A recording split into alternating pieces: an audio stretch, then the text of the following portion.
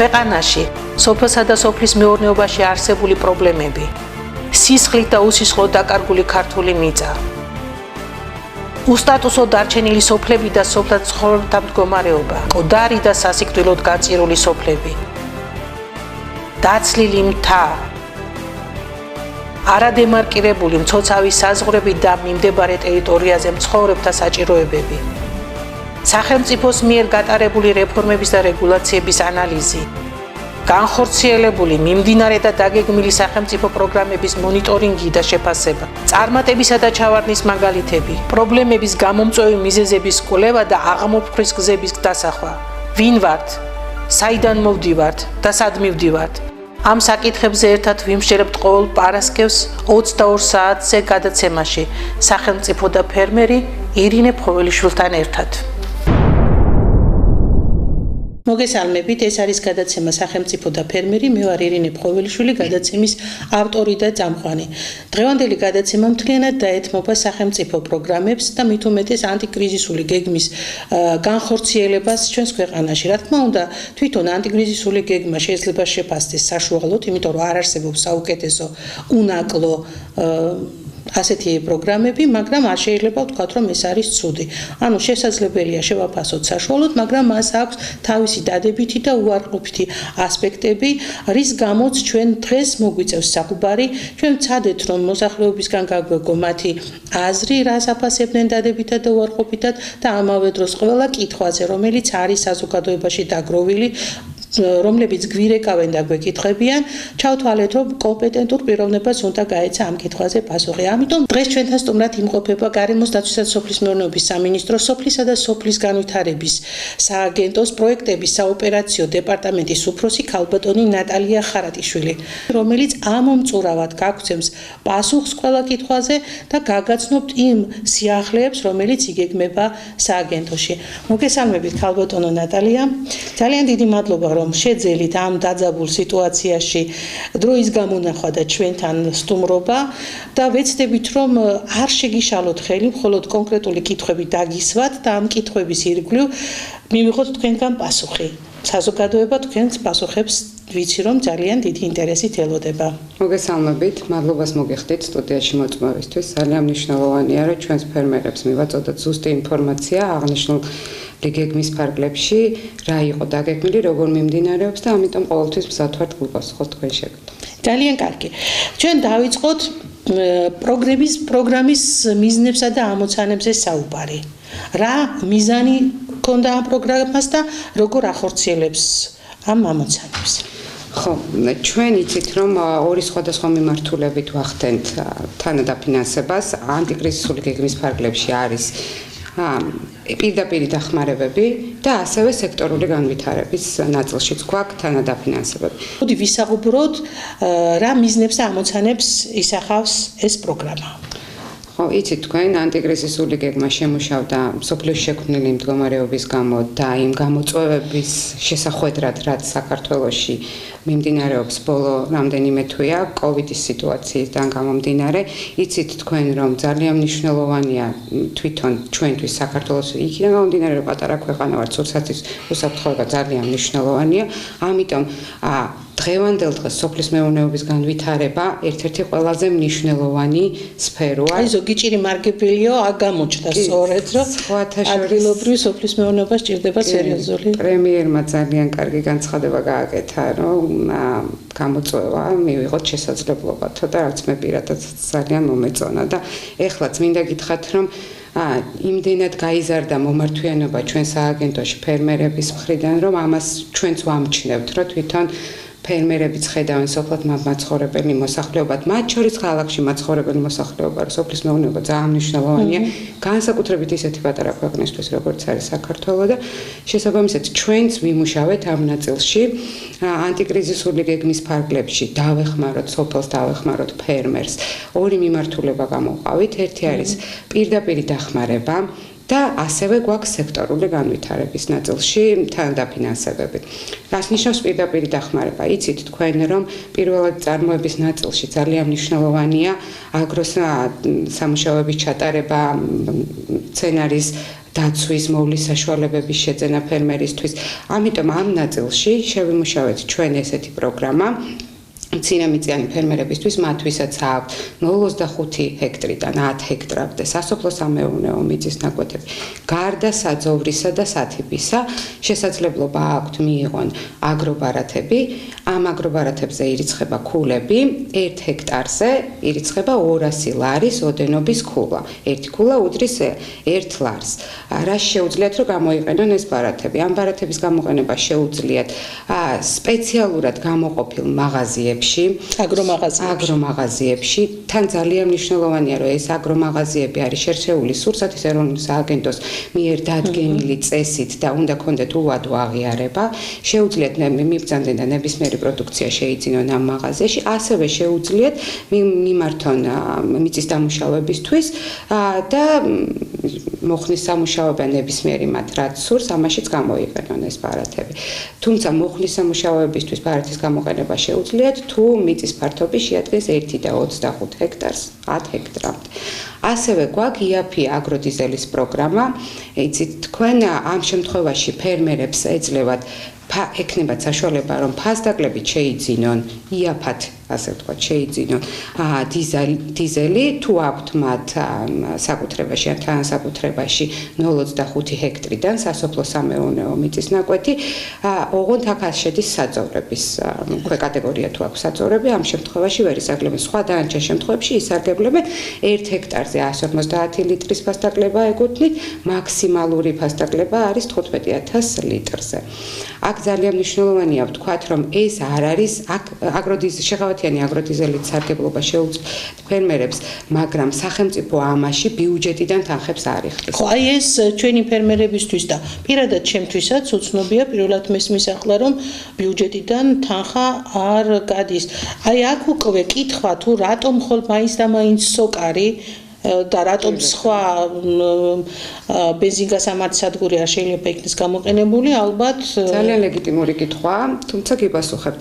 ჩვენ შევხვდით არაერთ შემომტანს და ბაზარზე ვინც მუშაობს ამ მიმართულებით, ჩვენ ვთხოვეთ შუამდგომლობა გავუწიოთ, რომ გავუწიეთ ფერმერებთან ამ კრიზისულ მდგომარეობაში იაფად, რაც შეიძლება იაფად მიეწოდებინათ მათთვის დიზელი. იცით თქვენ, რომ დიზელი ძალიან მნიშვნელოვანია აგროსამუშაოების ჩატარებისთვის. აქედან გამომდინარე, ყველაზე დაბალი ფასი მოგვაწოდა სოკარმა და ჩვენთ როგორც სახელმწიფო ვალდებული ვართ, ასე ვთქვათ, რაღაცა კუთხით, რომ ფერმერებს შევთავაზოთ ყველაზე იაფად შეძლონ, რომ შეიძინონ საწვავი. ასევე ძალიან მნიშვნელოვანია, უნდა იყოს ქსელური. რომ საქართველოში წარმოდგენილი იყოს, ხო? ჩვენ ვერ ავირჩევთ ერთ კონკრეტულ რეგიონს, უნდა არსებობდეს ყველგან თავის ბენზინგასამართ სადგურები, შეძლების და გვარად ბევრ ადგილას კი, რა თქმა უნდა, ზოგიერთ მუნიციპალიტეტში სოკარსაც არ აქვს. ზოგიერთში არ აქვს, თუმცა საკმაოდ მოცვა აქვს მაინც სოკარსაც ერთეული შემთხვევებიდან გამოკლებით.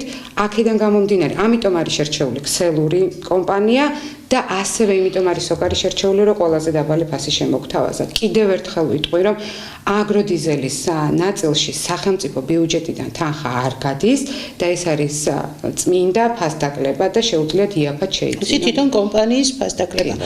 და რადგან უკვე კომპანია ამ ხელას იკეთებს, აკეთებს, მაინტერესებს, მოდი მოусმინოთ ჩვენს ფერმერს საგარეჯოდან და შემდეგ დავსვავ კითხვას. კი ბატონო. ვლადიმერ მაჩურიძე, პენსიონერი, 72 წლის. ეს ადგილი შევიძინე პიროვნებიდან 2008-ში. აქ არაფერი არ იყო ბალახი, შალაფა მოდიოდა მარტო. შევიძინე ენერგები ჩემი თანხით, არანაირი დახმარება მე არ მიმიღია. მე თვითონ ყველა ხე მე დავრგე 1000 ენერგი მიდგა. ყველა ხე მე დავრგე უვლი როგორც ჩემ შვილიშვილებს ისე. აი ყოველი ხე ვიცი, ყოველი ხე მიყვარს, არ მიმიყუდებია არც ბარიხეზე, არც თოხი. მე არაფერი არ თქვენ არ მიგიღიათ მონაწილეობა სახელმწიფო პროგრამებში? არავითარი დახმარება მე არ ვიცი. აი წელს მომცეს მარტო დახმარება ეს 150 ლიტრა დიზელი, რომელმაც გამიფუჭა ტექნიკა. რატო? იმიტომ არ მომცეს ის ევრო დიზელს ვასხამდი, არავო. ის არ გეკუთვნესო. მე მომცეს რაღაცა გაკეთებული, არ ვიცი, აი გადმოვასხი უკან ტექნიკიდან შენახული მაქვს კანისტრებში. საინტერესო იქნება ანალიზის გაკეთება, მაგრამ რა არის? მაგ შევინახე, შეიძლება მაგის ანალიზის გაკეთება. ხო და ესე ჩავასხი და ვეღარ დავქოქე. 180 ლარი უკვე დამიჯდა და ჯერ ვერ დამიქოქია. კიდე არ ვიცი, კიდე რამდენი დამიჯდება. საინტერესოა, გაქვთ თუ არა რაიმე კითხვა, თუნდაც იგივე ანტიკრიზისულ გეგმასთან დაკავშირებით? ანტიკრიზისულ გეგმასთან მე კითხვა მაქვს ეგეთი. მე მოусმინე გახარიას პრემიერ-მინისტრ მთავრობის მეთაურს რამოდენიმეჯერ რომ აი ეს მიხვალთ და დაგეხმარებიან ამ დიზელით. და დახმარების მაგივრად? დახმარების მაგივრად ხელი შემიშალეს, ტექნიკა გამიფუჭეს. აი აბა როგორ შეიძლება გაცა? სოკარის მივედი. ბენზინგას ამაცათქურზე. კი, მომეცით მეთქი ევროს ვასხამ სულ. ძლივ შევიძინე ეგ ტექნიკა, პენსიონერი პენსიის ფულით. არ მომცეს ის ევრო. მომცეს რაღაცა ბოდიში და აი რა ვიცი რა სითხია, რა ვიცი. მაგას გასინჯვა უნდა. მენეჯერთან შევედი. ეს ტექნიკა რო გაფუჭე და მე ვუთხარ რატო ეს რა არის, რა ჩამისხით მე ვუთხარ. არ ვიცი, რატო ევრო არ მომეცით მეთქი და ჩვენ გვაქვს ზევიდანო რავი, ზევიდან რას ეძახიან, მე არ ვიცი. ხო. რა არის ზემოდან? აი ეს უნდა მოგცეთო. ის რაღაცა უბედურება რა. აი რომელიც მე გადმოვასხი ტექნიკიდან და მაქვს აგერ შენახული. ჩვენ მოვისმინეთ, რომ საკმაოდ ასაკიანი ფერმერი, რომელსაც საკუთრებაში აქვს ახალი ნაყიდი ტრაქტორი, გაუფუჭდა იმის გამო, რომ უხარისხო საწვავი მიაწოდეს. ეს ხდება საგარეჯოს მუნიციპალიტეტში. ვინ აკონტროლებს ხარისხს? ვინ უნდა გააკონტროლოს ხარისხი? მესმის ახლა რადგან ბიუჯეტიდან თანხა არ მიდის, სახელმწიფო ალბათ შეზღუდულია ამ აქტის განხორციელებაზე. არა, შეზღუდული ნამდვილად არა ვართ, მაგრამ იქიდან გამომდინარე, რომ ჩვენ უნდა ვიცოდეთ თუ რა ხარვეზები აქვთ ფერმერებს. ჩვენ გვაქვს ცხელი ხაზი სამინისტროს 1501 ვთხოვთ ჩვენ ფერმერებს, რომ დავიკავშირდნენ არც ერთი ფერმერის ასე ვთქვათ უკმაყოფილება არ დარჩება უყურადღებოდ, ყველა შემთხვევაში ჩავეძიებით ბოლომდე და რა თქმა უნდა პასუხს გავთ. ეხლა მეც გადაცემა რო დასრულდება, ჩავინიშნა კონკრეტულად. აუცილებლად დაგაკავშირებთ. ხო, დავუკავშირდებით და გავარკვევით დეტალებში აუცილებლად. ეს რაც შეეხება საწვავს, მაგრამ არის ისეთი სახელმწიფო პროგრამები სამწუხაროდ საქართველოში ჯერ კიდევ ბოლომდე ვერ ხდება ინტერნეტ სივრცის ათვისება და გამოყენება მით უმეტეს ფერმერების მხრიდან. ძალიან დიდი გულისწყრომა გამოიწვია სახელმწიფო პროგრამამ სასოფლო-სამეურნეო ტექნიკაზე ხელმისაწვდომობის მიმართულებით, იმიტომ რომ ისე დაიწყო პროგრამა ბევრმა ვერ გაიგო, ან ვინც გაიგო ვერ მოასწრო განცხადების შეტანა. ნუ გასაგებია იქ განმარტება იყო გაკეთებული, რომ ბიუჯეტი არ გვაძლევდა ამის საშუალებასო, მაგრამ ან ბიუჯეტი უნდა გადახედილიყო და გაზრდილიყო, ან წინა პროექტის ფარგლებში დარჩენილი ფერმერების განცხადებები დაკმაყოფილებული იყო და ხელახლა აღარ მომხდარიყო განცხადება. მე ამას ვამბობ აბსოლუტურად ფერმერების პოზიციიდან, მით უმეტეს ყველა მიცის, რომ მე თვითონაც ფერმერი ვარ და ძალიან ბევრი ეს საკითხები მეც მაწუხებს. უშუალოდ მეც ვერ მოვასწარი განცხადების შემოტანა. კითხვა ასეთი გაგრძელდება თუ არ, იგეგმება თუ არა მომავალში ისევ ანალოგიური პროექტის განხორციელება, ანუ სასოფლო-სამეურნეო ტექნიკაზე ხელმისაწვდომობის პროექტის გაგრძელება, იმდენად რამდენადაც ძალიან ძვირია, მოგეხსენებათ ტექნიკის დაქირავება და ვისაც 10 ჰექტარზე მეტი აქვს მიწის ნაკვეთი, იქნებ იყოს რაიმე გათვალისწინებული.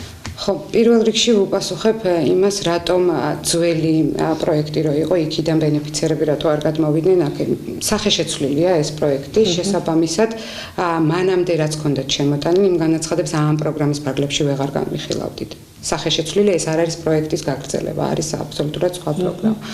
ამის გარდა თქვენ კარგად ახსენეთ, რომ ბიუჯეტის ნაწილში ჩვენ პატარა ქვეყანა ვართ, კიდევ ერთხელ ვიტყვი და ბიუჯეტით შესაბამისად შეზღუდული გვაქვს და ამ შეზღუდვების ფარგლებში ვიმოქმედებთ.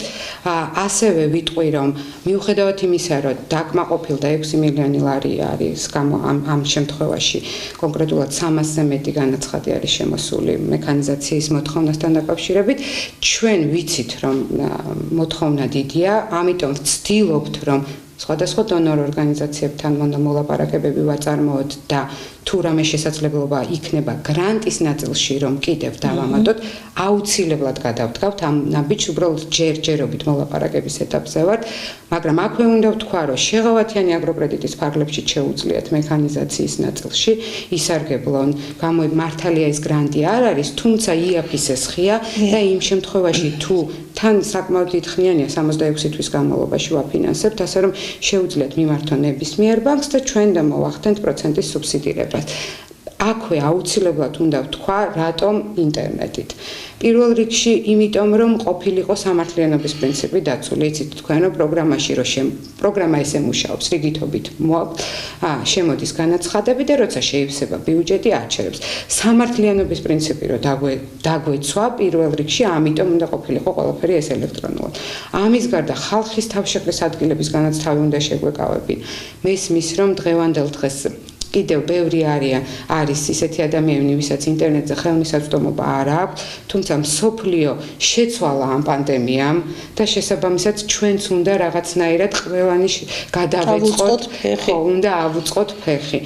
აქედან გამომდინარე, ეს არის რომ აუცილებლად უნდა ყოფილიყო ეს ინტერნეტით პირველ რიგში რომ სამართლიანობის პრინციპი დაგვეცვა.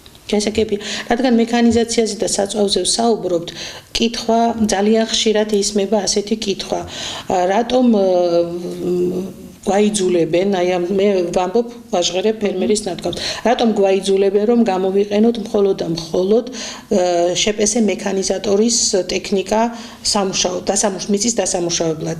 მაშინ, როდესაც ძალიან ძვირი ჩდება მექანიზატორის მომსახურება, სხვა ჩვეულებრივი რიგითი კერძო პირის მიერ გაწეული სამსახურისგან. ეს სხვაობა არის საკმაოდ დიდი. თუ კერძო პირისგან დაქირავებულ ტექნიკაში იხდი სადღაც 70-დან 100 ლარამდე, მექანიზაცია უკვე 150 ლარამდე აფასებს თავის მომსახურებას და ეს საკმაოდ მძიმე ტვირთია, ორმაგი ფასია ფაქტიურად ფერმერებისთვის. და ისიც უნდა გითხრათ, რომ მექანიზაციის ასე პარკები განთავსებულია ისეთ ადგილზე, რომელიც საკმაოდ მოშორებულია ნაკვეთებიდან და ამ ხარჯს კიდევ ემატება გზის ტრანსპორტირების ხარჯი.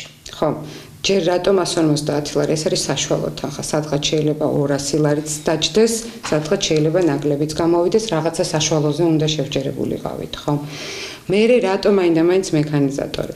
ბიუჯეტის თანხა უნდა შევძლოთ ჩვენ ამის კონტროლი.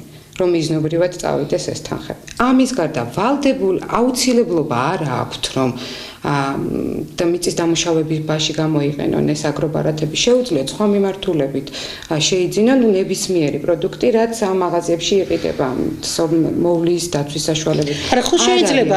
არის იურიდიული პირები არიან, ვიცი, რომელსაც აქვს თავიანთი ტექნიკა და დარეგისტრირებულები არიან. ხო შეიძლება ამათ ისეთი ხელშეკრულება გაუფორმოთ, რომ კონტროლის საშუალება ამ ორგანიზაციებთანაც გქონდეს და არა მარტო შპს მექანიზატორთან, რომელიც არ დამმალავდა ძალიან კაბალურ დამოკიდებულებაში არიან ფერმერებთან. პირველ რიგში ეს ხომ არის ანტიკრიზისული გეგმა. რას ნიშნავს, რომ დროულად უცებ უნდა შევძლოთ დავეხმაროთ ჩვენ ფერმერებს. რაღაცა სისტემის აწყობა და რაღაცა სრულყოფილებამდე მიყვანა ყოველთვის საჭიროებს დროს, დამუშავებას, გაფორმებას სხვადასხვა ხელშეკრულებების შესაბამისად.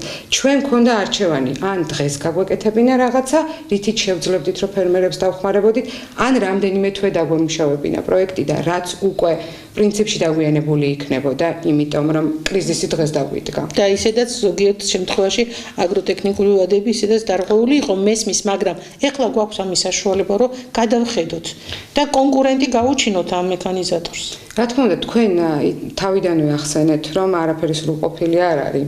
ვერ ქმნის ადამიანი ვერაფერს სრულყოფილს, შესაბამისად მსხვილობისას ყოველთვის რაღაცა გამოწვევები ჩდება. ამიტომ ვითხოვთ ხოლმე, რომ ყოველთვის ფერმერები დაგვიკავშირენ, ერთია ჩვენ რას ხედავთ, მეორეა ფერმერები რას ხედავთ. ამას ყველაფერს ვიცით ჩვენ რაღაცა მიმართულებები, რა მიმართულებებითაც სამუშაო და მერწმუნეთ, რომ ამ ბევრი მიმართულებით ვფიქრობთ, როგორ გავაუმჯობესოთ აღნიშნულს. მაშინ მე როგორც ფერმერთა პროფკავშირების ხელმძღვანელი მივიღებ პასუხისგებლობას და ფერმერების მიერ წამოჭრილ საკითხებს აუცილებლად გადავითანთ ქაღალდზე შუამდგომლობის სახით მოგართმევთ, იმიტომ რომ პრაქტიკოსის თვალით დანახული ის, რომელიც ყოველდღე ებრძვის მიწას, გარემო პირობებს, ყველაფერს აბსოლუტურად მან უკეთესად იცის, რა უფრო ჯობია, გავითვალისწინებთ მათ მოსაზრებებს, მათ სურვილებს და აუცილებლად მოგმართავთ შესაბამისი შუამდგომლობით. თუ მართლაც მოხდება ისე, რომ ერთი კონკრეტული კომპანია კი არა, სხვა იურიდიული პირები ჩაერთვებიან ამ საქმეში, ჩვენ ორ კარგ საქმეს გავაკეთებთ. ფერმერს მივცემთ საშუალებას, რომ არჩიოს, რომელი ურჩევია, მექანიზატორს დავანახებთ, რომ მათ გარდა სხვებიც არსებობენ და იმ კომპანიებსაც, რომლებიც თავისთვის მუშაობენ, ეკნებათ იმის შესაძლებლობა, რომ უკვე კარგი საქმე გააკეთონ, სახელმწიფოს მიეხმარონ და სახელმწიფოსთან ერთად ძალიან კარგი საქმე გააკეთონ. ვფიქრობ, მექანიზაციისა და საწვავთან მიმართებაში ასე თუ ისე პასუხი გაცემულია და ჩვენ კიდევ ერთი საინტერესო კითხვა შემოვიდა, ეს ეხება სათბურების პროექტს, რომელიც დაიწყო 29 მაისს 2 საათზე და დაიხურა 15 საათზე და 30 წუთზე. ეს პირდაპირ ამოღებული დოკუმენტებია, სადღაც საათნახევარი გაგრძელდა და იგეგმება თუ არა სათბურების პროექტის ისევ გაგრძელება. ნახეთ, ეს არის აგროწარმოების ხელშეწყობის პროგრამა. აქ შედიოდა როგორც სათბურების და სარწყავების, ერთლოვან კულტურების და სარწყავების დაფინანსება, ასევე მექანიზაცია. 10 მილიონი იყო გამოყოფილი, 6 მილიონი იყო მექანიზაციისთვის და ანჩენი 4 სათბურებისთვის და ასევე ერთლოვან კულტურების სარწყავების სისტემების დაფინანსებისთვის. რამდენიმე საათში განაცხადების მიღება შეწყდა მექანიზაციის მიმართულებით. სათბურის მიმართულებით, სათბურის დაფინანსებაზე რამდენიმე დღე მიმდინარეობდა. მერე როგორც კი შემოსული განაცხადების საფუძველზე შეივსო ბიუჯეტი, შეწყდა ავტომატურად განაცხადების მიღება, იმის მერე რაც მოხდა საბუთების განხილვა და აღმოჩნდა, რომ ყველა წარმოდგენილი განაცხადი არ შეესაბამება პროგრამით გათვალისწინებულ მოთხოვნებს, ასევე 4 შაბათს გაიხსნა ისევ პროგრამა და შესაძლებლობა მიეცა 16 ივნისიდან გაიხსნა ეს პროგრამა. ძალიან კარგია, რომ სათბურების და სარწყავის ნაწილი. ძალიან კარგია, იმიტომ რომ იმდენად კარგ კლიმატურ ზონაში ვცხოვრობთ ჩვენ და ისეთი კარგი პირობები გვაქვს შექმნილი, რომ ჩვენ არ უნდა გქონდეს სეზონური ბოსტნეული. ჩვენ შეგვიძლია ვაწარმოოთ როგორც ღია გრუნტში, ისე დახურულ გრუნტში და იმის შესაძლებლობა, რომ სეზონი დამთავრდა და ახლა შემოვიტანოთ 20 ქვეყნიდან ბოსტნეული, ეს აღარ უნდა იყოს საქართველოში. და სასათბურე მეურნეობების განვითარება ეს არის სასურსათო უსაფრთხოების ძალიან კარგი საშუალება და ძალიან მივესალმები და კარგი იქნება თუ მთავრობა გადახედავს კიდევ ბიუჯეტს და შეძლებს დაგვარად ამ კი რა თქმა უნდა, იმიტომ რომ ყოველთვის ვიცით შესაძლებლობები და შეძლებს დაგვარად მოხდება ბიუჯეტის შევსება, გაზრდა. ბევრმა არ იცის და მინდა რომ აქაც ვახსენო, შეღავათიანი აგროკრედიტითაც შეუძლიათ სათბურების მოწყობა. ეს არ არის პატარა საქმე, IF-ის ესხიროზე როცა გაქვს ხელმისაწვდომობა 11%-ამდე ხდება თანადაფინანსება, იმის მიხედვით რომ ხელა თანხას იღებს ფერმერი, შესაბამისად თუ მოცემულ მომენტში ვთქვათ არ არსებობს საგრანტო პროგრამა, არსებობს შეღავათიანი აგროკრედიტი, სადაც შეუძლიათ მე გადაცემის ჩაწერამდე დაუკავშირდი ერთ-ერთ ბანკს, არ ვამბობ ბანკის სახელს, იმიტომ რომ არ ჩამეთვალოს რეკლამაში და გადავამოწმე ის 6 თვიანი ერთლოვანი კულტურებისთვის იყო თუ არა, უკვე მოქმედებდა თუ არა ეს და წარმოიდგინეთ, რომ ჩვენო მუშაობთო და ძალიან კარგათო ეს 6 თვიანი კრედიტი ნიშნავს ფულის დროებით თხოვებას, იმიტომ პროცენტს არ იხდის ფერმერი, ეს უნდა აუცილებლად გაჟღერდეს, ძვირფასო ფერმერებო, თქვენც უნდა იცოდეთ, წარმოიდგინეთ ვიღაცასთან მიდიხარ, გაძლევს მეგობარი, გაძლევთ თქვენ რაღაც გარკვეულ თანხას, რამდენის თქვენ გჭირდებათ, ოღონდ იმ პირობით თუ 6 თვეში ამ თანხას უკან დააბრუნებს. ეს არის ფაქტობრივად თანხის თხოვება და არა პროცენტიანი სესხის აღება. აქ ბანკებთან ურთიერთობაში ცოტა რთული სიტუაციაა ის, რომ საგირავნოა საჭირო. ჩვენ თქვით, რომ თუნდაც ტექნიკის შეძენა შეიძლება ბანკის საშუალებით, კრედიტის საშუალებით. ამ შემთხვევაში თვითონ ამ ტექნიკას დებთ, იღებს ბანკი გირაოში თუ კიდევ დამატებით რაიმე ჭირდება. ნახეთ როგორი რაღაც. ეს არის ჩვეულებრივად სესხი. თქვენ რო ბინისთვის სესხი გნებავდეთ, ხომ მიბრძანდებით ბანკში და რაღაცა ბანკს აქვს თავის პირობები, რასაც უნდა აკმაყოფილებთ. უბრალოდ ჩვენ სახელმწიფო ვერთვებით პროცენტის თანადაფინანსებაში რაღაცა გარკვეული მიმართულებით ფაქტობრივად სრული სპექტრი მოცული სოფლის მეურნეობას რაც ჭირდება.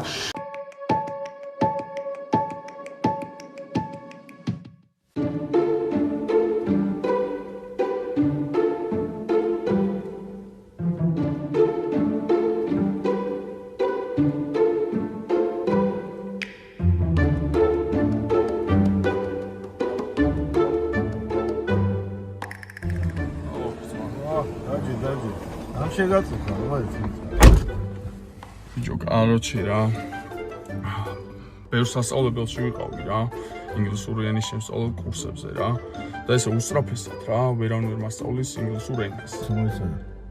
უსწრაფესად აკონჭიანდა რა. ვიზა ჩამირთეს რა. ამერიკის.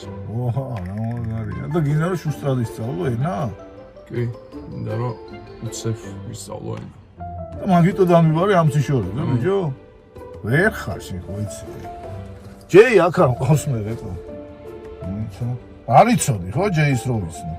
არა, საიდან უნდა ვიყო? მოიცა. ალო ჯეი? აუ.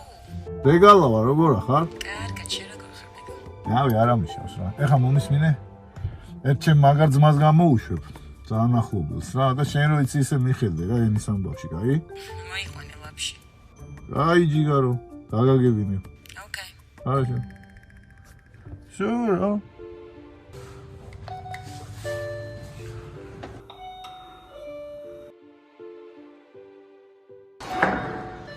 გამარჯობა. ჯეის ლაპია არის. Yeah. Welcome.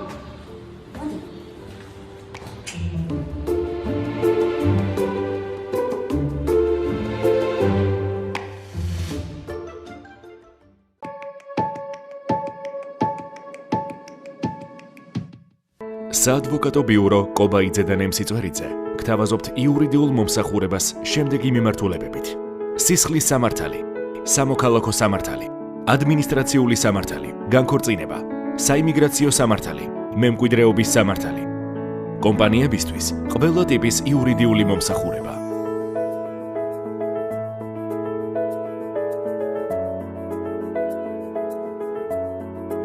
ენდემად, ვისაც ხალხი უკვე ენდობა.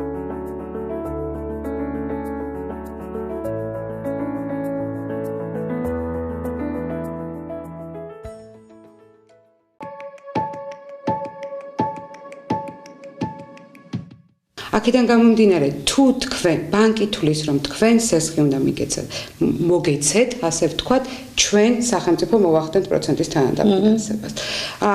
საკირავო ნაწილში სახელმწიფო ვერ შევდივართ ერთადერთი მეცხოველეობის ნაწილში, თუ სურთ, მხოლოდ ის ქონება თუ იდება სათურებს ეს არ ეხება უბრალოდ თუ ის ქონება იდება რომელიც რისთვისაც ხდება სესხის აღება 50%-ში შევდივართ გირავნებაში ეს ცალკე კომპონენტია თუმცა ეს არ ეხება ერთწლოვან კულტურებს და სათურებს არ ეხება ერთწლოვანი კულტურებისთვის 6 თვის განმავლობაში თუ უზრუნველყოფილია სესხი მთლიანად ფარავს სახელმწიფო მაგრამ აქ უნდა ვთქვა სესხი შეიძლება უფრო დიდხნიანი იყოს სიტყვაზე ფერმერს უნდადეს სიტყვაზე ვამბობ 10 თვით სესხის, იმიტომ რომ თვლიდეს რომ ვერ დააბრუნებს 6 თვეში.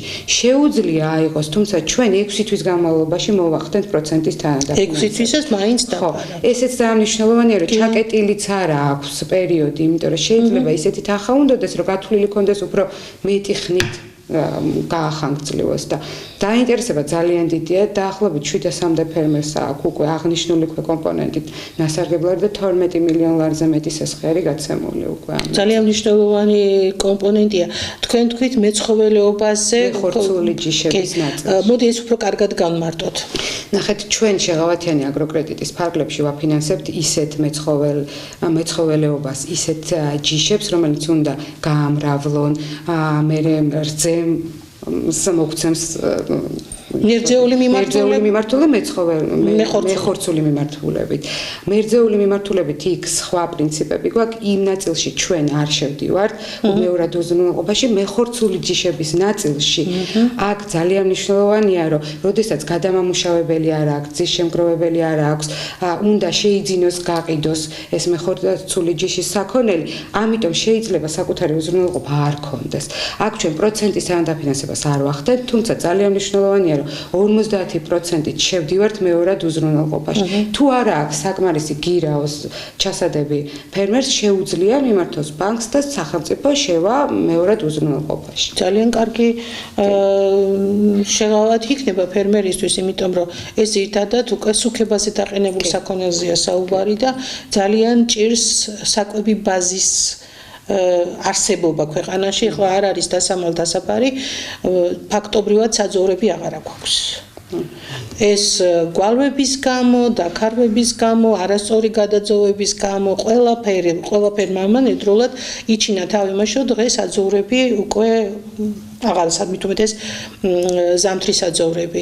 ამიტომ ფერმერისთვის ალბათ მნიშვნელოვანი იქნება არა მარტო საქონლის შეძენისთვის, არამედ საკვებ-წარმოებისთვისაც იყოს ეს თანხები გამოყოფილი და ალბათ ამას ითვალისწინებს ეს კომპონენტი. ეს შეღავათიანი აგროკრედიტით შეუძლიათ სარგებლობა, ასევე ჩვენ გვაქვს მეცხოველეობის ნაწილში პროგრამა გვაქვს, სადაც შეუძლიათ საკვების წარმოებისთვისაც მიიღონ გრანტი.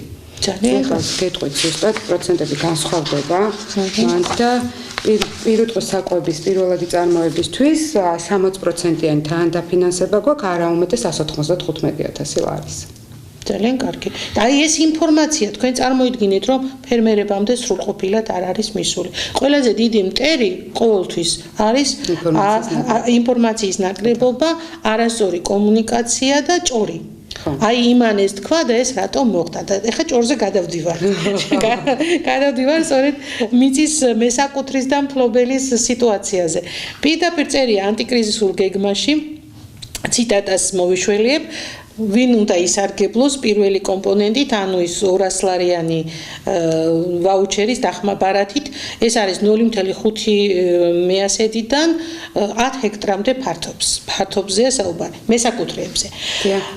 ფერმერებისგან წამოიჭრა ასეთი საკითხი, ზოგს გქონდა 10 ჰექტარი და 10.5 ჰექტარი, ასე ვთქვათ, 10 ჰექტარი და რაღაც მეასედები. მათ ვერ მიიღეს ეს. ხომ არ აჯობებდა და ამაზეც ხომ არ გადაგვეხედა? ამაზეც ხომ არ მოგმართოთ შუამდგომლობით, რომ მინიმალური ზღვარი იყოს 10 ჰექტრამდე ეს ვაუჩერი ყველასთვის და ვისაც 10 ჰექტარზე ზევით ექნება მიწის ნაკვეთი, დანარჩენი ზევით თვითონ უნდა მიხედოს. თვითონ დღესაც შეუულია ხო? დღესაც მიხედავს, კი, მაგრამ რაღაცა წახალისება მივცეთ საშუალო ფერმერებსაც. მარტო წვრილ მეურნეობებზე ნუ ვიქნებით. აქცენტი ნუ გვექნება მხოლოდ მცირემიწიან ფერმერებზე. ყველას, ვინც კი მიწასთან ურთიერთობს და ვისაც საკუთრებაში აქვს მიწის ნაკვეთი, 10 ჰექტრამდე მიეცეს ეს ვაუჩერი, ეს დახმარება, ხოლო 10 ჰექტრის ზევით თვითონ მიხედავს გააგრძელებს, ასე ვთქვათ, თავის საქმიანობას. ესეც კარგი შეღავათი იქნება. ყოველთვის მზად ვართ, რა თქმა უნდა, რეკომენდაციების და პირიქით მადლობელიც დაგრჩებით, იმიტომ რომ თქვენც ახსენეთ, რომ პრაქტიკოსისგან დანახული ყოველთვის სხვა არის და მაინც კარგი იქნება ყოველთვის ეს წინადადებები ჩვენამდე თუ მოვა და ერთობლივადაც შეგვიძლია გამიხილოთ და შევხვდეთ ხოლმე. კიდევ ერთხელ ვიტყვი, ამომავალი წერტილი არის ხოლმე ბიუჯეტი, დღევანდელ დღეს და ბიუჯეტი იცით, რომ უსასრულოდ ყველაფრის საშუალებას ვერც ერთ ქვეყანაში ვერ მიცემს მოსახლეობას და მათ შორის ვერ ჩვენთანაც. რატომ მცირემიწიანი ფერმერები, იმიტომ რომ ყველაზე მეტად მოწყვლადი არიან და მსხვილ ფერმერებს ეს თავისით შეუძლიათ გაუმკლავდნენ რაღაცა გამოწვევებს, თუმცა მე გეთანხმებით იმ ნაწილში, რომ თუ სოფლის მეურნეობა არ გახდა რაღაცა დონეზე ინდუსტრიული, მცირემიწიანი ფერმერის განვითარებაც გაჭირდება. რა თქმა უნდა. თუ კოოპერაცია თუ შედგა კიდევ უფრო მარტივად შეიძლება რომ განვითარდეს. თუმცა ჩვენ გვაქვს ამ მიმართულებითაც გვაქვს სხვა პროექტები, სადაც მათ შორის შემნახველი და გადამამუშავებელი საწარმოების თანადაფინანსების პროექტი გვაქვს, რომელიც წლებია მიმდინარეობს მოცემულ წელს ბიუჯეტის განაცხადების საფუძველზე უკვე ამოწურულია, თუმცა 600,000 ლარამდე გაიცემა იქ გრანტი. კოოპერატივების შემთხვევაში გვაქვს 500,000 ლარიანი გრანტები, 150.000 ლარიანი გრანტები. აქედან გამომდინარე, ეხლა ამ კონკრეტულ მიწის დამუშავებისთვის, მცენარეთა მოუვლის და დაცვის საშუალებებისთვის ხელმისაწვდომი თანხა ყველაზე მეტად უჭირდათ მცირემიწიან ფერმერებს და აქედან გამომდინარე მოხდა რაღაცა ზღვრების დაწესება. ასაკებია, მაგრამ ამ ზღვარიც კიდე რატო ის ანტიკრიზისის პერიოდში იზარალა როგორც მცირემიწიანმა, ისე დიდმიწიანმა ფერმერმა. ჩვენ ყოველთვის რატომღაც აი ეს რგოლი შუალ შეება დიდ მსხვილი ფერმერზე არ ვილაპარაკოთ, ვისაც 1000-ობით ჰექტარი აქვს, მაგრამ ვისაც აქვს 50 ჰექტრამდე მიწის ნაკვეთი, აი აქ უკვე სერიოზული პრობლემების წინაშე ვდგევართ. ამიტომ ჯობია დიზელით სარგებლობა შეუძლიათ, კი. აი ახლა აქ მივდივართ, ზუსტად დიზელით სარგებლობაზე მივდივართ. ანტიკრიზისულ გეგმაში ეწერა მფლობელი, მიწის მფლობელი, რომელსაც ჰქონდა 0.25 მიასედიდან 100 ჰექტრამდე მიწის ფართობი. მფლობელი განმარტებაში ნიშნავს, ვისაც აქვს როგორც საკუთრება ერთია და მფლობელობა, რომელსაც აქვს სახელმწიფო იჯარა, ოფიციალურად გაფორმებული, რეგისტრირებული საჯარო რეესტრში. აღმოჩნდა, რომ მეიჯარებს არაფერს არ აძლევენ. რატო? მფლობელებს არაფერს არ აძლევენ მიწის. დავაკონკრეტებ, შეიძლება გაჟღერებული იყო მფლობელი, თუმცა აქ იგულისხმება მესაკუთრეები. ვიცით ეს ნაწილი, მერწმუნეთ, რომ არის ძალიან ბევრი ფერმერი, ვისაც სახელმწიფოსგან აქვს საკუთრებაში. ამ ნაწილზე ვმუშაობთ მართლა გულწრფელად გეუბნებით, თუმცა დღევანდელ დღეს მოცემულობა გვაქვს ესეთი. დიზელის ნაწილში შეიძლება კიდევ თუ რამე ცვლილება აუცილებლად კიდევ ერთხელ შევხვდეთ და გავიარეთ. აუცილებლად საჭიროა. დიზელისზე ხელმისაწვდომობა ძალიან მნიშვნელოვანი არის ფერმერებისთვის და კარგია რომ ამაზე ვამახვილებთ ყურადღებას და ჩვენც საფიქრალი გვექნება მომავალში როგორ გავაგრძელოთ ეს. იცით რა არის აი რაშია საქმე და რატოა ეს ჩემთვის ძალიან მნიშვნელოვანი. ადგილობრივ ფერმერების უმრავლესობა სწორედ სახელმწიფო იჯარა აქვს საკუთრებაში ძალიან მცირე მიწის ნაკვეთები აქვთ, დანარჩენი ეს არის იჯარა. აღმოჩნდა, რომ ამ კომპონენტით სარგებლობა შეუძლია არა საქართველოს მოქალაქე ფერმერებს, არამედ მათ, ვისაც საქართველოში მიწები აქვთ ნაყიდი 100-ობით ჰექტარი და ზოგ შემთხვევაში მიგდებულიც აქვთ. იმიტომ რომ მათ საკუთრებაში აქვთ ეს მიწა და ის კეთილსინდისიერი ფერმერი, რომელსაც სახელმწიფოსგან აქვს იჯარით აღებული მიწა, იხდის იჯარის გადასახადს და ამუშავებს ამ მიწის ნაკვეთს, დარჩნენ ამ სიკეთის გარეშე. ამიტომ აუცილებლად მიმაჩნია და ვფიქრობ ეს ფერმერების მოთხოვნიდან გამომდინარე ვამბობ ამას, აუცილებლად მიგვაჩნია რომ უნდა მოხდეს ამის გადახედვა და აუცილებლად უნდა გათვალისწინებული იქნეს მოიჯარეების მდგომარეობაც. კი, ვიცით ჩვენ ეს ნაწილიც რომ ასე ვთქვათ, გადასახედი შეიძლება გახდეს და ამიტომ ამ მიმართულებითაც ვმუშაობთ. ჩვენ ფაქტობრივად საწვავის საკითხი ამოვწურეთ, მაგრამ დაგვჭირდა კიდევ ძალიან ბევრი თემა. პირველ რიგში მაინტერესებს რა პროექტები მიმდინარეობს ამ ეტაპისთვის და რა იგეგმება უახლოეს მომავალში იქნებ თქვენი მხრიდან იყოს გაჟღერებული. მიმდინარეობს რა პროექტებიც უკვე ვახსენეთ, აგრობარათები, შეღავათიანი აგროდიზელი, შეღავათიანი აგროკრედიტი, ასევე გვაქვს ადგილობრივი მებრძოლეობის ხელშეწყობის პროგრამა სხვადასხვა მიმართულებებით ხდება დაფინანსება, როგორც წის პირველადი წარმოების, ასევე შემგროვებელი პუნქტები. და ეს ფიზიკურ პირებზეც თუ აუცილებლად იურიდიული და იურიდიულ პირებზეც შეიძლება. გვაქვს დანერგემომავლებელი პროგრამა, სადაც მრავალწლიანი ბაღების გაშენება ფინანსდება, როგორც კენკროვნების კომპონენტის ფარგლებში 100%-იანი დაფინანსებაც გვაქვს მცირემიწიანი ფერმერებისთვის. ასევე დანერგემომავალი პროგრამის ფარგლებში ხა იგეგმება იმ ბაღებზე, რომლებიც არ არის დანერგემომავლის ფარგლებში გაშენებული, საკუთარი ძალებით აქვთ. როგორც იმ საგარეჯოელ ფერმერ მამაკაცს კითხვა რომ დაგვისა. კი ბატონო, ზუსტად, საკუთარი ძალებით თუ აქვს გაშენებული და შეესაბამება თანამედროვე სტანდარტს ისევე როგორც არის მოთხოვნილი დანერგემომავალი პროგრამის მიხედვით დაუფინანსდებათ სარწყავი სისტემების მოწყობა.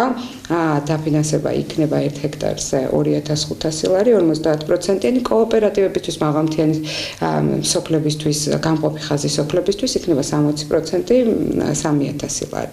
ასევე აქ დაემატა ჭაბურღილების დაფინანსების კომპონენტი, სადაც დაფინანსება ხდება 50% მაქსიმუმ 15000 ლარი, კოოპერატივების შემთხვევაში არის 60% მაქსიმუმ 18000 ლარი. ასევე სიტყვის საწინააღმდეგო სისტემების დაფინანსებაც დაემატა დანერგემომავალი პროგრამის ფარგლებში და აქ ვაფინანსებთ სიტყვის საწინააღმდეგო სისტემის და მოწყობის 10%-ს. ეს ბადეებზეა ხო საუბარი? კლიან სისტემაზე თავისი ბოძებით, რაზეც ბადე უნდა გადაეფაროს. და ფინანსდება 10%, თუმცა კოოპერატივებისთვის, გამყოფი ხაზის სოფლებისთვის, მაღალმთიანი სოფლებისთვის 20% ფინანსდება. ასევე გვაქვს აგროდაზღვევის პროგრამა, რომელიც წლიდან წლამდე ჩვენთან მუშავდებოდა და წელს გადაწყვეტილება იქნა მიღებული, რომ 3 წლიანი გახდა პროგრამა. აქაც შეგახსენებთ, რომ 70%-იან თანადაფინანსებას ვახდენთ მოსავლის დაზღვევის ყველა კულტურაზე, ხოლო ვაზზე 50%-იანს. შეუძლია დაასრულოს საკუთარი მოსავალი სიტყვისგან, წყალობისგან, ქარიშხლისგან და გვალვის გარდა ყველაფრისგან. გვალვის გარდა ყველაფრისგან. თუმცა გვალვის მიმართულებით ვიცით, რომ ზოგ რეგიონში არის ეს მოთხოვნა. პირველ რიგში აქ უნდა ვთქვა, რომ მზაობა უნდა არსებობდეს სადაზღვევო კომპანიების, რომ შეძლონ კონკრეტული პროდუქტის დამატება. იმისთვის, რომ კონკრეტული პროდუქტი დაამატონ, უნდა არსებობდეს საშუალებები უნდა ქონდეთ თვითონ ფერმერებს. ნახეთ, გვალვაზე ეზღვევა მხოლოდ კლასიკურად ესე არის მთელ მსოფლიოში. ეზღვევა მხოლოდ იმ შემთხვევაში, თუ ხდება ნაკვეთების მორწყვა. თუ ნაკვეთები არ ირწყვება თავიდანვე, ამ შემთხვევაში ის ნაკვეთი გვალვისგან არ ირწყვება. ამიტომ ვახსენე, რომ ჩვენ ახლა არსებულ ბაღებშიც მოვახდენთ სარწყავი სისტემების თანადაფინანსებას, შესაბამისად ფერმერებს საშუალება ექნებათ, რომ იქ სადაც არ აქვთ საშუალება რომ კონდეთ წუთოვანი სარწყავი სისტემა მოაწყოთ, ამის შემდეგ ნაბიჯი იქნება, რა თქმა უნდა, ყოველთვის სხვა. ჩვენ დაზღვევის კომპონენტთან დაკავშირებით ქონდა შენიშვნები, რომელიც თავის დროზე გარემოს დაცვა სოფლის მეურნეობის სამინისტროსაც მიუწერეთ. მაგალითად, საგაზაფხულო წაყინვები. ფერმერისთვის არსებითი მნიშვნელობა არ აქვს, მას ნაკვეთი მოსავალი გაუფუჭდება საგაზაფხულო წაყინვების დროს, სეტყვის დროს თუ უკვე ნაყოფი წიფობაში შესული როა მაშინ. ამიტომ ესეც უნდა იყოს გადახედილი და ყველაზე მნიშვნელოვანი რაც არის, ძალიან კარგი საქმე კეთდება სახელმწიფო დაზღვევის აგროდაზღვევის მიმართულებით, მაგრამ კარგი იყო რომ არ არსებობდეს სიტყვა მაგრამ. რა ხდება პრაქტიკულად? ვარ დაზღვეული. შემემთხვა სტიქიური უბედურება. უნდა მოხდეს ზარალის დადგენა. ვინ მოდის ზარალის დადგენაზე? კარგი შეკითხვა იყო, დიდი მადლობა ამ შეკითხვისთვის. მე მოგიყვებით თვითონ დღევანდელ დღეს ვინ მოდის? მოდიან სადაზღვევო კომპანიები. ჩვენ ასევე სადაზღვევო კომპანიებთან ძალიან აქტიურად მუშაობთ, რომ შევქმნათ რაღაცა დამოუკიდებელი შესაძლებელთა ინსტიტუტი. ამაზე მზაობა უნდა იყოს როგორც ჩვენი მხრიდან, ასევე სადაზღვევების მხრიდან. ეხლა ჩვენ რა გავაკეთეთ? იცით თქვენ რომ ესპანეთს აქვს ძალიან მნიშვნელოვანი აგროდაზღვევა, 50 წელია კანონი აქვს აგროდაზღვევაში მიღებული, რომელიც არ შეუცვლიათ მას მერე და შეგვიძლია მაგარი პრაქტიკა აქვთ. შეგვიძლია ვთქვათ, რომ უნივერსალური აქვთ. შესაბამისად, თხოვეთ მათ დახმარება თავის დროზეც ამ მეთოდოლოგიის შემუშავებაშიც ეს კონკრეტულად ეს კომპანია დაგვეხმარა. და ისინი ერთ-ერთი დონორი ორგანიზაციის დახმარებით და თანადაფინანსებით დაგვიყვნენ, რომ მოახდენენ შემფასებლების დატრეინინგებას და შემდეგ უკვე გექნებოდა საშუალება, რომ უფრო მეტად კვალიფიციური ფერმერი შემფასებელი ყავდეს ყველა სადაზღვევო კომპანიას და შესაბამისად ეს დობის საკითხიც უფრო გაიზრდებოდა. ეს პროცესი უნდა დაგვეწყო თებერვალში. მაგრამ პანდემიამ შეგვიშალა ხელი. სამწუხაროდ შეგვით, მაგრამ არ დავნებდებით და მერწმუნეთ რომ ბოლომდე მივიყვანთ. ეს ძალიან კარგია და სხვათაშორის, როდესაც ჩვენ საუბრობდით ამ თემებზე, თუნდაც ეს დაახლოებით 4-5 წლის წინანდელი პირველად რო დაიწყო აგროდაზღვევაზე საუბარი, შენიშვნები მაშინ გავაკეთეთ, იმიტომ რომ ჩვენ გავდივართ მოსახლეობაში, ვაკეთებთ გამოკითხვებს და ვიცით ვის რა პრობლემა აქვს და ამ პრობლემის მიხედვით ვაკეთებთ შემდეგ უკვე სარეკომენდაციო წინადადებების პაკეტს და ვაგზავნეთ შესაბამის ადრესატებთან. ჩვენ მაშინ დავსვით ასეთი საკითხი. დადგა ზარალი, ჯერეთი კვალიფიციური შემფასებელი ეს ერთი პრობლემაა და მეორე პრობლემა ეს არის სწორად თვითონ სწორად შეაფასო.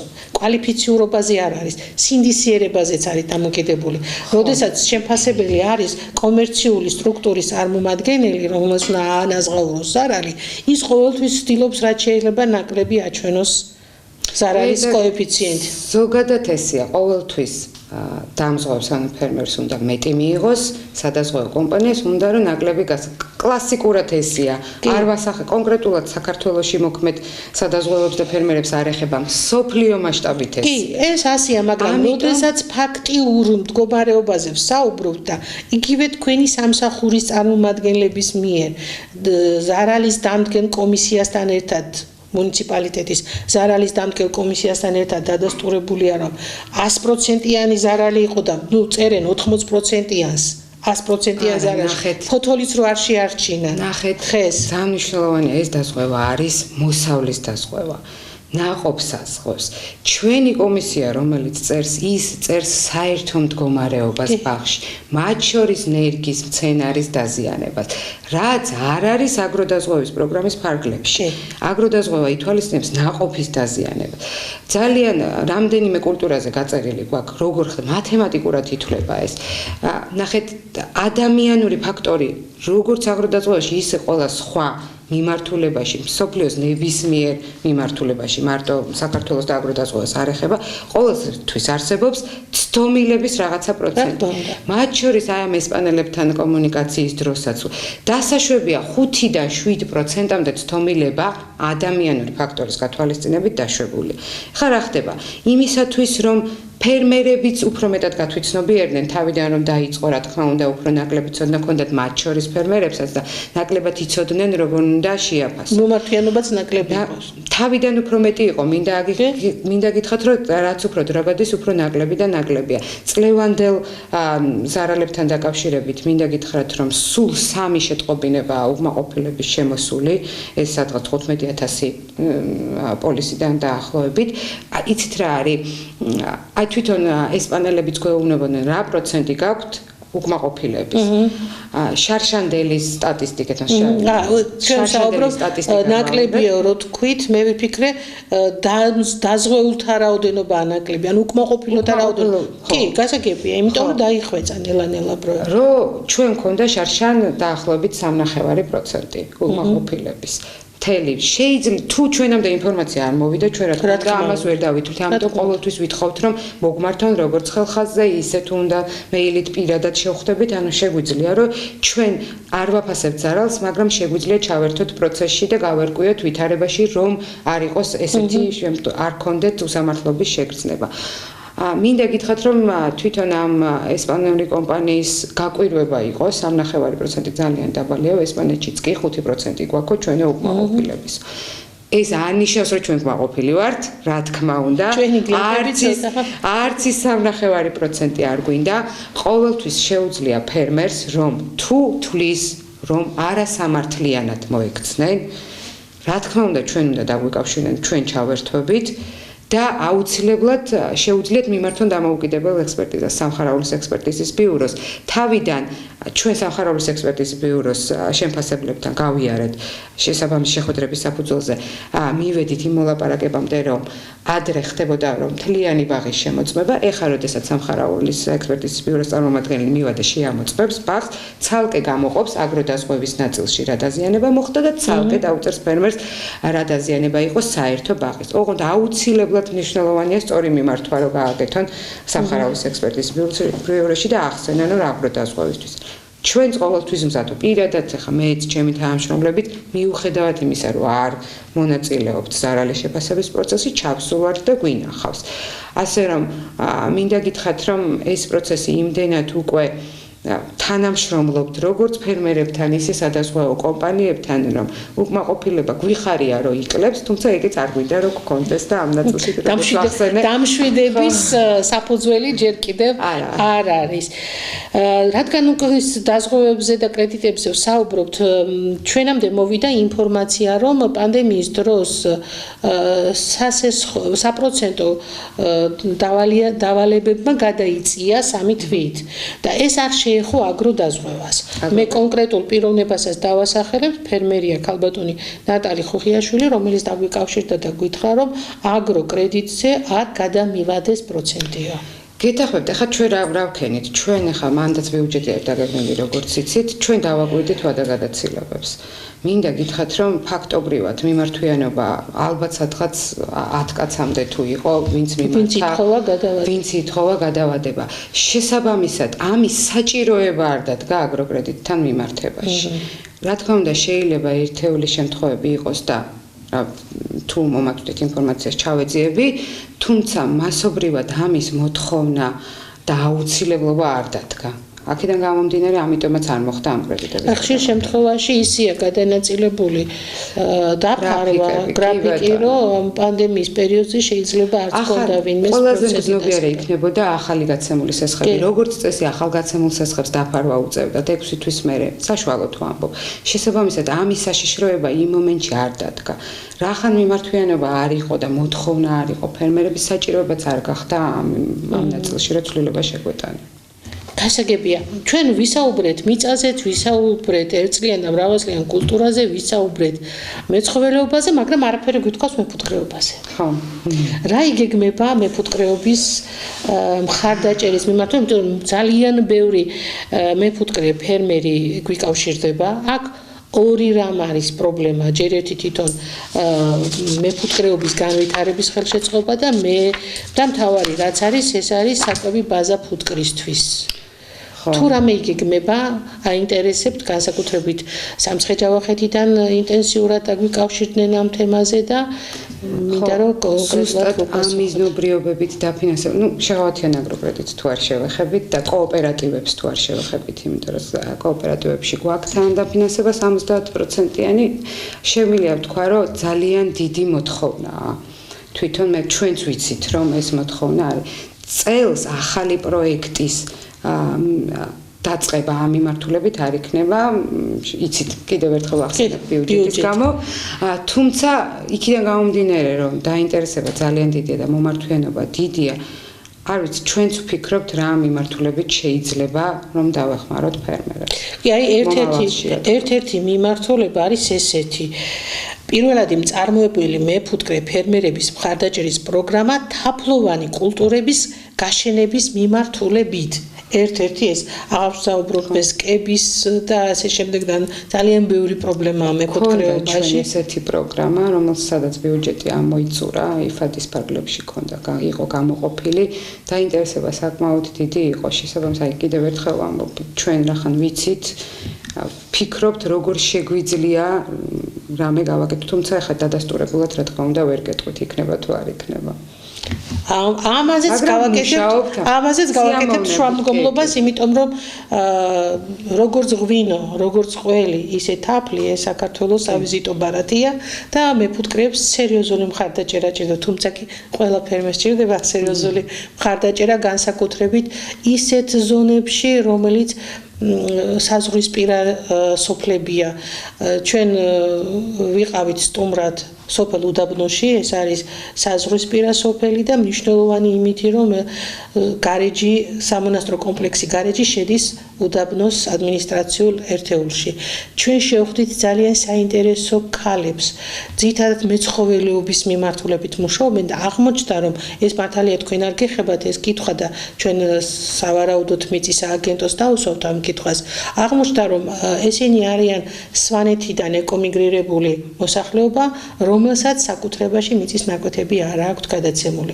სამწუხაროდ ვერავინ ვერ მიიღო მონაწილეობა სახელმწიფო პროგრამაში, იმიტომ რომ მათ საკუთრებაში რეგისტრირებული მიწები არ აქვთ. 1 ივლისიდან იწყება უფასო რეგისტრაცია, მათ შორის ათმოვით უფასო იქნება და იქნებ შეძლონ და კონდეთ საშუალება. მივაწოდეთ ეს ინფორმაცია, ჩვენს გავაჟღერეთ.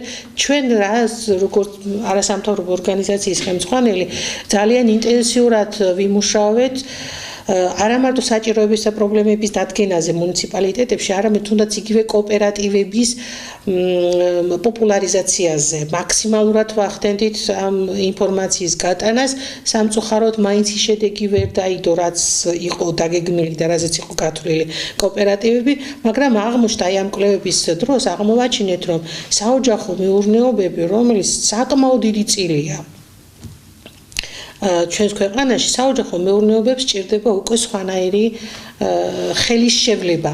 ჯერ ერთი განსაზღვრული არ არის სტატუსი.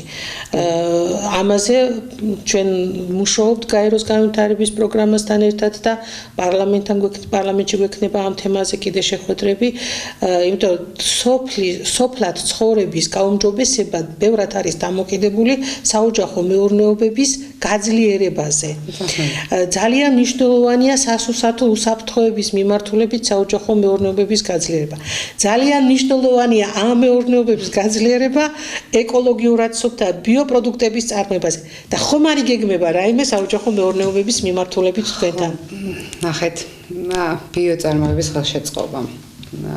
მინდა გითხრათ, რომ დარწმუნებული ვარ, რომ თქვენც ძალიან გინდათ, რომ ეს მიმართულება დაფინანსდეს და პირადად მეც ძალიან მინდა, მაგრამ პრიორიტეტები უნდა გავსაზღვროთ. დღეს ვართ ანტიკრიზისულ სიტუაციაში. შესაბამისად, როგორ თუ გადავლახავთ და მე პირადად ძალიან დიდი დარწმუნებული ვარ, რომ ძალიან აქტიურად მუშაობთ ამაზე, რომ გადავლახავთ. ეგ არის უკვე შემდეგი ნაბიჯი.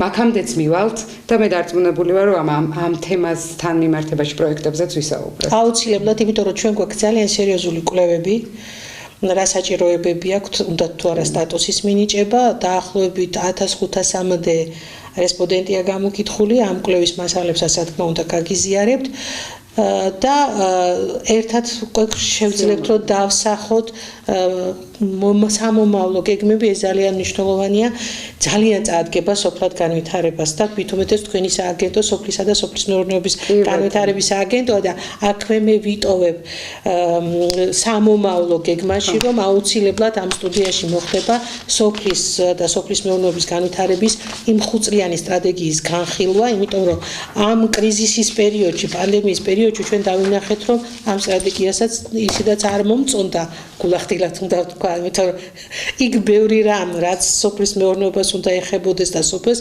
ნაკლებად. მე ვთქვი, რომ ეს სტრატეგიული განვითარების გეგმა შეიძლება მივაკუთვნოთ ინფრასტრუქტურის სამინისტროს. ინტერნეტიზაციას თემაზე უფრო მეტია ლაპარაკი, ვიდრე დანარჩენ სხვა თემებზე და ვფიქრობ, რომ სტუდიაში მოგვიწევს ჩვენ ამ თემის განხილვა და აქაც წამოიჭრება კიდევ მნიშვნელოვანი საკითხები. მაგრამ არ მინდა ჩვენი შეხვედრა დავამთავრო ისე, რომ არ გკითხოთ ფერმერის სტატუსთან დაკავშირებით. და რატომ უნდა გკითხოთ, ამ განმარტებასაც მოგცემთ. ჩვენ ამერიკის დემოკრატიის განვითარების ფონდის მხარდაჭერით 2018 წელს პარლამენტში წარვადგინეთ კონცეფცია ფერმერის, ფერმერული მეურნეობის და აგროსექტორის ინვესტორის სტატუსების გასაზღვრასთან დაკავშირებით. რამდენადაც მე მაქვს ინფორმაცია ფერმერული მეურნეობების სტატუსთან დაკავშირებით პარლამენტი მუშაობს და შეჩერდა იმის გამო, რომ გარემოსდაცვა სოფლის მეურნეობის სამინისტრომ ფერმერის სტატუსის მინიჭების საკითხი დაიწყო. თუმცა ეს არ იყო ჩვენი ასე მოგონილი თემა, ეს იყო სწორედ წინა სტრატეგიული განვითარების გეგმის 3-2-3 ღონისძიებიდან გამომდინარე, სადაც უნდა ყოფილიყო ფერმერთა რეესტრის შექმნილი.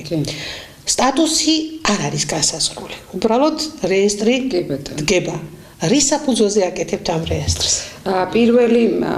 პირველი საფუძველი რაც იყო და დღესაც ესე გრძელდება, ტელეფონით ვახდენთ კომუნიკაციას, ჩვენ ფერმერებთან და მათ მიერ მოწოდებული ინფორმაციის საფუძველზე შეგვყავს ეს ინფორმაცია ბაზაში. ეს არის პირველი ნაბიჯი, რაღაც თუნდა დაგვეწყო და რაღაც წერილამდე უნდა მივსულიყავთ. ეხლა უნდა მოვახდინოთ ამათი გადამოწმება. იცით თქვენ, ერთია რასაც ადამიანი გვიყვება, შეიძლება სხვა სურათი დაგხვდეთ, თვითონაც არ იცოდეს, რომ სხვა სურათი აქვს იქ, ხო?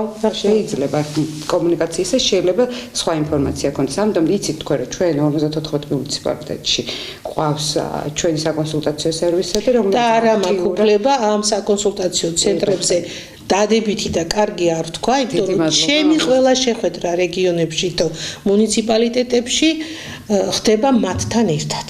და ძალიან ბევრ საკითხებში ეს კონსულტაცია იქნება თუ პასუხის გაცემა კითხვებზე თქვენი თანამშრომლები აქტიურად არიან ჩართულები და მე ამის დამალვის უფლება არ აქვს და ითქვას. უნდა ვახსენო მეც აუცილებლად მათი დამსახურება ძალიან დიდია ყველა ჩვენ პროექტში, იმიტომ რომ პირველ ხაზზე არიან ისინი შარშან ზაფხულში შეიცვალა სტრუქტურა და სააგენტოს შემოუერთდა აღნიშნული გუნდი და რა ვიცი მინდა გითხრათ რომ ჩვენი პროექტების განხორციელება და ფერმერებამდე მიტანა კიდევ უფრო გაადვილდა მათი საშუალება. რა თქმა უნდა, ისინი უშუალოდ იქ არიან. აი, როდესაც უკვე მე თვითონაც ასე დავრეგისტრირდი როგორც ფერმერი, ტელეფონზე დავეკე და ვარ უკვე რეგისტრირებული ფერმერი, მაგრამ არ მაკმაყოფილებს ეს. მე თქვენ გაგიზიარებთ იმ კონცეფციას და ვისურვებდი რომ უკვე სტატუსები მინიჭებოდა. აი, სტატუსების მინიჭების შემთხვევაში უკვე ჩვენ რეალური სახე გვექნებოდა დარგობრივი ფერმერის, წვრილი ფერმერის, წვრილი ფერმერის და თავისთავად უკვე მე ფერმერულ მეურნეობებზე აღარ ვსაუბრობ, ამაზე ჩვენ მოგვიწევს უკვე უშაბაც პარლამენტში ამ თემის გავლა, შეხვედრა გვაქვს ჩანიშნული და ვფიქრობ, რომ თუ ჩვენ სტატუსები არ მივანიჭეთ, ყველას ერთდროულად ერთი ხელის მოსმით სახელად ვუწოდოთ ფერმერი, ცოტა რთული საკითხი იქნება. ეს იყო პირველი ნაბიჯი. ამის მერე დავალაგოთ წარმოდგენა უნდა გქონოდა და შემდეგ ნაბიჯებზე შეგვიძლია მათ შორის ერთადაც ვიმუშაოთ. აუცილებლად ჩვენ მზად ვართ ამისთვის, მზად ვართ გაგინაწილოთ ყველა ის ანალიზი კითხვების, გამოკითხვების, რაც ჩვენს ხელთ არის, იმიტომ რომ თქვენს გაგიადვილდებათ უკვე საომავლო გეგმების დასახვა და თქვენი გამოცდილება ჩვენთვისაც ძალიან მნიშვნელოვანია, იმიტომ რომ ჩვენ ძალიან დიდი საქართველოს ყველა კუთხეს მოვიცავთ ფაქტობრივად, ყველა ფერმერთან თუ არა უმრავლესობასთან შევდივართ და ყველაზე მნიშვნელოვანი ის არის, რომ საქართველოში თუ კი ვინმე წარმატებული ქალი ფერმერია, ფერმერ-ქალთა ასოციაციის წარმომადგენელია. ძალიან სასიამოვნო. ვფიქრობ დღევანდელი ჩვენი გადაცემა ძალიან ბევრისთვის საინტერესო იქნება. ბევრ კითხვას გავეცით პასუხი. შეიძლება დარჩა პასუხგაუწემელი კითხვები, მოგწერეთ. აუცილებლად გადავამისამართებთ თქვენს კითხვებს და მიიღებთ კომპეტენტურ პასუხს. მე მინდა თქვენი სნებართვით ქალბატონ ნატალიას კიდევ ერთხელ გადავუხადო მადლობა.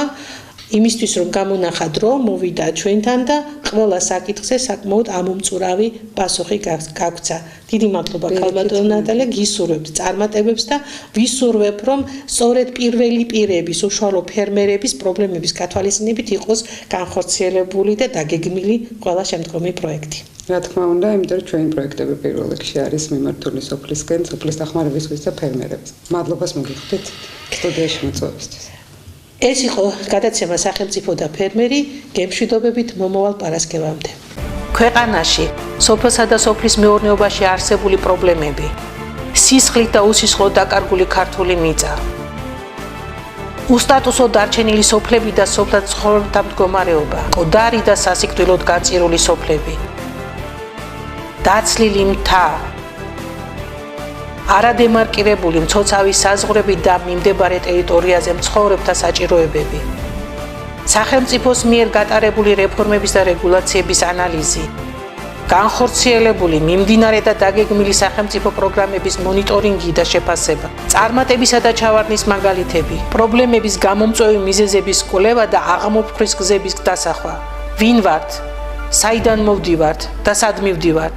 ამ საკითხებზე ერთად ვიმსჯერებთ ყოველ პარასკევს 22 საათზე გადაცემაში სახელმწიფო და ფერმერი ირინე ფხოველიშვილთან ერთად.